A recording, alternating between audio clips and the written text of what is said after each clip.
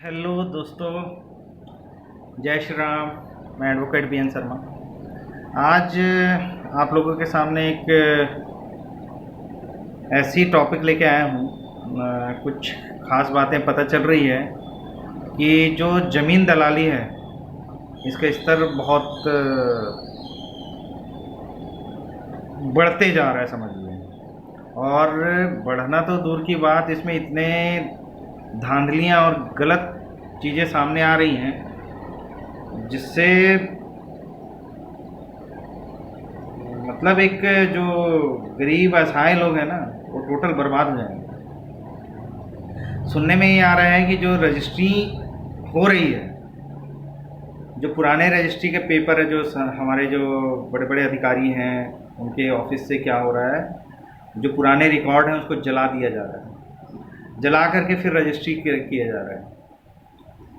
और अभी ऐसा हो रहा है कि ज़मीन कहीं और स्थित है, नक्शा कहीं और स्थित दिखा रहा है, चौहद्दी कहीं और बनी हुई है। वो चौहद्दी मान लीजिए किसी के बगल का है चौहद्दी, उसका रकबा नंबर खसरा नंबर और कहीं दिखा रहा है। तो ये सब कैसे हो रहे होंगे, कौन कर रहा है?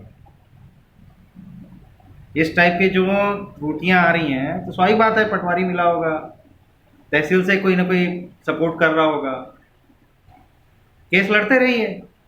और ये आप लोग जान भी रहे होंगे, देख भी रहे होंगे, ये मामले चल रहे हैं, कई साल तक के लोग लड़ रहे हैं और प्रत्यक्ष दिख भी रहे हैं, उसके बावजूद भी उसका सॉल्यूशन नहीं हो पा रहा है। बस लड़ने लड़ने लड़ने, डेट पे डेट, डेट पे डेट, डेट पे डेट। क्यों इतना सपोर्ट गवर्नमेंट से मिल रहा है इन लोगों को?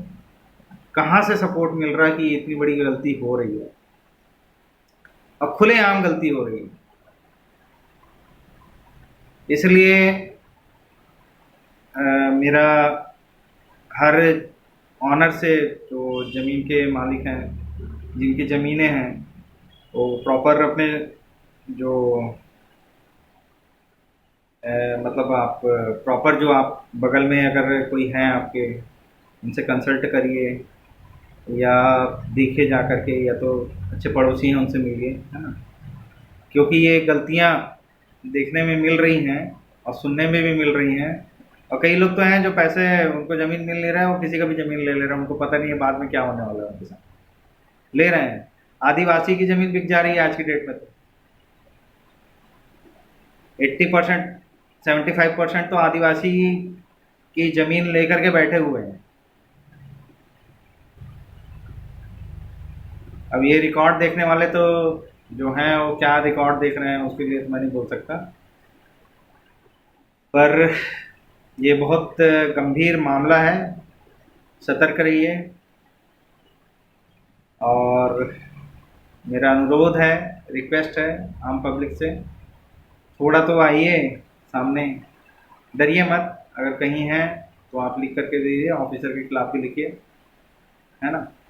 क्योंकि कुछ ऑफिसर हैं, ऐसा नहीं है कि पूरा तंत्र ही भ्रष्ट हो चुका है। कुछ हैं जिनकी वजह से समाज और सोसाइटी चल रही है, प्रशासन चल रहा है, ठीक है ना, एडमिनिस्ट्रेशन चल रहा है।